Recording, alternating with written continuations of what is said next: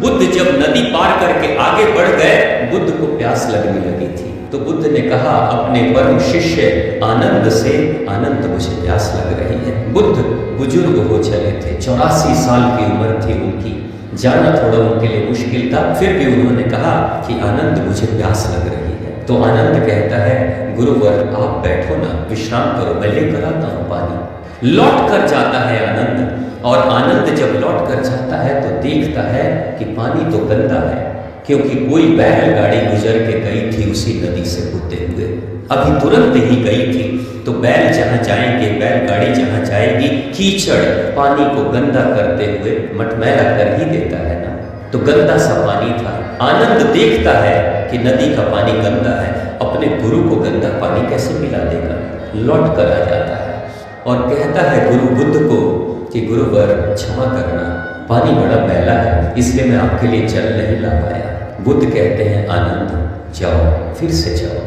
एक ऐसा अंतिम ज्ञान दिया ना बुद्ध ने आनंद को, जो हम सब के लिए भी बहुत कल्याणकारी है। बुद्ध कहते हैं आनंद फिर से जाओ, वहीं जाओ, अगर पानी गंदा होगा तो थोड़ी देर बैठ जाना, थोड़ी देर इंतजार कर लेना। आनंद अब गुरु के आदेश को सुनकर चला जाता है। अब कैसे कहे कि अभी तो देख कर आया हूं पानी गंदा है, फिर से दोबारा क्यों भेज रहे हो वहां पे। लेकिन गुरु तो सदगुरु ही होता है, और गुरु के आदेश को मना नहीं कर पाते आनंद, फिर से दोबारा से जाते हैं वहां। जब देखते हैं पानी गंदा है, थोड़ी देर बैठे रहे, थोड़ी देर के बाद देखा कि जो मिट्टी मटमैली सी कर चुकी थी पानी को, वो धीरे धीरे मिट्टी नीचे बैठ जाती है और फिर से निर्मल जल ऊपर से बहने लगता है। तो आनंद उसी नदी से पानी भरते हैं और बुद्ध को जाकर पिलाते हैं। बुद्ध पानी पीते हैं और तृप्त हो जाते हैं, लेकिन उसके बाद आनंद उनके चरणों में गिर कर कहते हैं गुरुवर बहुत बड़ा ज्ञान दिया आपने, आज पहली बार मुझे लगा जैसे कि आपने सब कुछ समझा दिया मेरी छोटी सी त्रुटि के कारण से।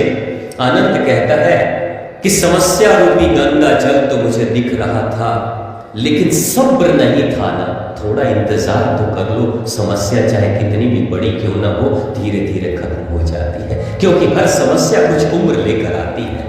इतना सब्र नहीं था, मैं बेचैन हो जाया करता था क्योंकि समस्या को देखा करता था, लेकिन समाधान के लिए सब्र नहीं था मेरे पास। मेरे गुरु आपने मुझे समझा दिया कि समस्या चाहे कितनी भी बड़ी क्यों ना हो, उम्र खत्म होने के बाद धीरे धीरे वो भी चली ही जाती है, लेकिन इंसान को सब्र रखना